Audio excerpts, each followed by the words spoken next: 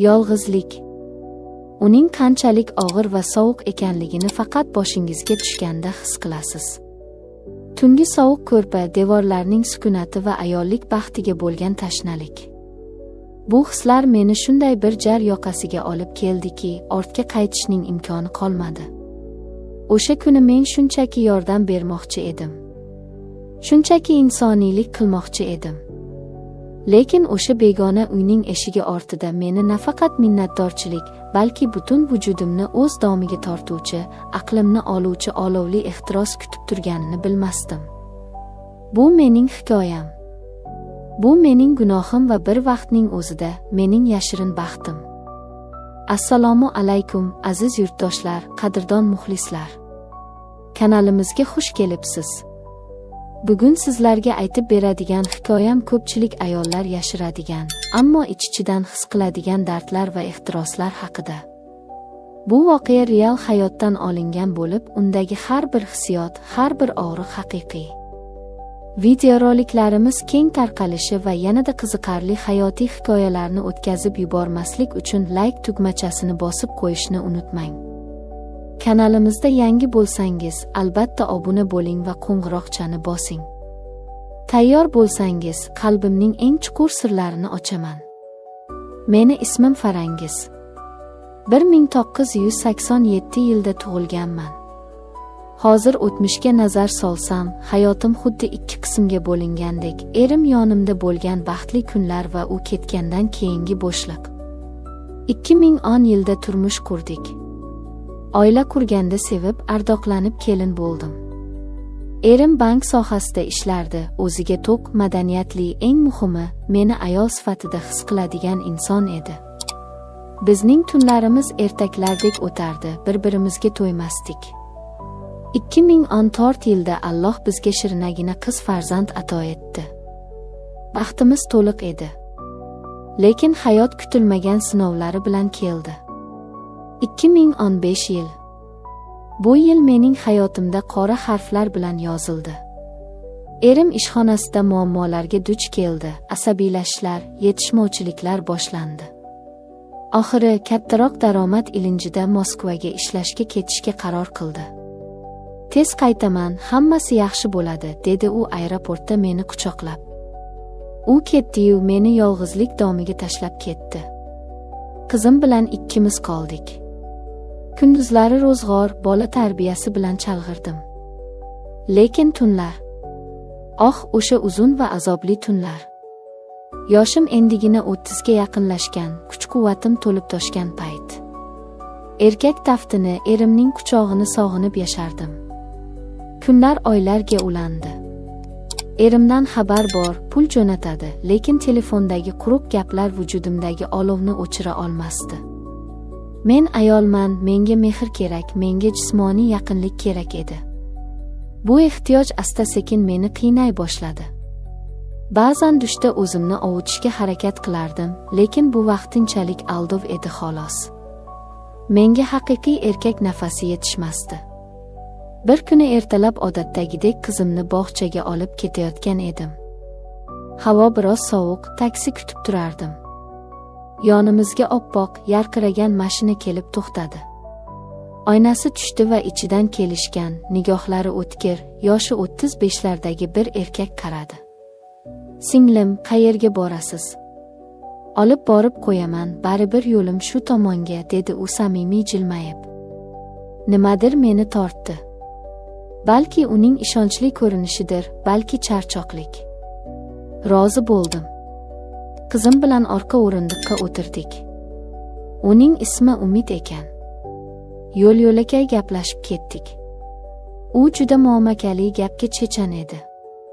Ko'zgudan menga tez-tez qarab qo'yardi va bu nigohlarda men allaqachon unutilgan, ammo juda tanish bo'lgan erkak qiziqishini ko'rdim. Yuragim g'alati dukillay boshladi. Bog'chaga yetib keldik. Qizimni tashlab chiqqunimcha u ketib qoladi deb o'ylagandim. Lekin chiqqanimda mashina o'sha joyda turardi. Sizni kutib turdim, dedi u menga ayol kishining maslahati kerak edi. Onamning tug'ilgan kuniga sovg'a olishim kerak, dedingiz yaxshiga o'xshaydi, yordam bera olmaysizmi? Bu shunchaki bahona ekanligini ich-ichimdan sezardim, lekin rad etolmadim. Biz Samarqand Darvoza savdo markaziga bordik. Birga aylanib sovg'a tanladik. U menga xuddi o'z ayolidek e'tibor berardi, hazillashardi. O'sha kuni u telefon raqamimni oldi. Shundan so'ng Telegramda yozishmalar boshlandi. Uning "Xayrli tong, go'zalim, kuningiz qanday o'tdi?" degan xabarlari mening zerikarli hayotimga rang kiritdi. Men bu e'tiborga o'rganib qoldim, bog'lanib qoldim. Yana bir kun u meni bog'chadan qaytayotganimda kutib oldi. "Farangiz", dedi u jiddiyroq ohangda. "Yunusobodda kvartiram bor edi. Ijarachilar chiqib ketgan, ozgina tartibga keltirish kerak. Yolg'iz o'zim eplay olmayapman. Ayol kishini qo'li baribir boshqada, yordam bera olmaysizmi? Keyin sizni uyingizgacha olib borib qo'yaman." Yuragim bir xavfni sezgandek "yo'q" demoqchi bo'ldi, lekin tanam "ha" dedi. Biz uning uyiga bordik. Uy haqiqatan ham biroz tartibsiz edi. Men yengimni shimarib, u yoq bu yoqni yig'ishtirishga kirishdim. U ham qarashdi. Ish tugagach choy damladik. Oshxonada kichkina stol atrofida o'tiribmiz. Havo yetishmayotgandek, oramizdagi masofa qisqarib borayotgandek edi. U menga tikilib qaradi. Ko'zlarida olov yonardi. "Bilasizmi", dedi u bo'g'iq ovozda. "Men sizni birinchi ko'rganimdayoq yoqtirib qolgandim. Maqsadim shunchaki do'stlik emas." Men hayajondan qaltirab qoldim. Men ketishim kerak deb o'rnimdan turdim. Sumkamni olmoqchi bo'lganimda u chaqqonlik bilan kelib belimdan mahkam quchoqladi. "Ketma", deb pichirladi bo'ynimga. Uning issiq nafasi terimni kuydirib yuborgandek bo'ldi. Butun bir yil erkak kishi menga yaqinlashmagan edi. Uning kuchli qo'llari, bo'ynimdan o'payotgan lablari meni dovdiratib qo'ydi. U qo'lini asta pastga, eng nozik joyimga olib bordi. U yerni qattiq bosib silay boshlaganda beixtiyor "ah" deb yubordim. Bu shunday kuchli to'lqin ediki, oyoqlarim holsizlanib qoldi. "Yo'q" deyishga kuchim qolmadi. U davom etdi. Mening vujudim o'zini unga topshirishga tayyor edi. Kiyimlar birin-ketin polga tushdi. U meni ko'tarib yotoqqa olib bordi. Ko'kraklarimni shunday ehtiros bilan erkalardiki, men zavqdan hushimni yo'qotayozdim. Uning qarshisida yalang'och qolganimda u ham yechindi. Ko'zim uning a'zosiga tushdi va qo'rqib ketdim. U juda katta edi. Erimnikidan ancha farq qilardi. "Qo'rqma, hammasi zo'r bo'ladi", dedi u meni tinchlantirib. U ustimga joylashdi. Og'irligi, erkak hidi, kuchli nafasi. Hammasi meni mast qilardi. Avvaliga u ehtiyotkorlik bilan harakat qildi. Lekin uning o'lchami. Bu haqiqiy sinov edi. 1 yillik tanaffusdan so'ng bunday kattalikdagi narsani qabul qilish juda og'ir edi.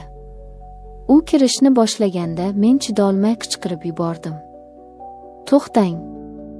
Og'riyapti. Iltimos." Lekin u to'xtamadi. Uni ehtiros boshqarardi. "Chidagin jonim, hozir o'tadi", deb u yanada kuchliroq harakat qildi. Og'riq butun tanamni qamrab oldi, yig'lab yubordim. Uni itarishga urindim, lekin kuchim yetmasdi. U o'z ishini davom ettirardi, meni butunlay o'ziga bo'ysundirib olgandi. Lekin birdan g'alati narsa sodir bo'ldi. U butunlay ichimga kirib bo'lgach, og'riq o'rnini tushuniksiz, ammo juda kuchli bir his egallay boshladi. Uning har bir harakati ichimni kuydirib, shunday bir nuqtalarga tegib o'tardiki, men endi og'riqdan emas, lazzatdan ingray boshladim. U tezlashdi. Men uning quchog'ida kichkina bo'lib qolgandek edim. Bu vahshiy, ammo shirin azob edi. Oxiri u qattiq siltanib, butun borligini ichimga to'kdi. O'sha issiqlik go'yo mening barcha dardlarimga malham bo'lgandek tuyuldi. Biz holsiz yiqildik. Men o'rnimdan tura olmasdim. Og'riq va lazzat aralash holatda yotardim. Biroz o'tib o'zimga kelishga urindim. Tanam zirqirab og'rirdi. Men bu ishni xato deb o'yladim, uyga ketishim kerak dedim. Lekin Umid aka u to'ymagan edi. U yuvinib keldi-yu meni yana quchog'iga oldi. Yana bir marta dedi u. Men rad etmoqchi bo'ldim, og'riyapti, tegmang deb yig'ladim. Lekin u meni erkalab o'z usullari bilan yana tayyorladi. Bu safar ham og'riq bo'ldi, lekin tanam unga o'rgana boshladi.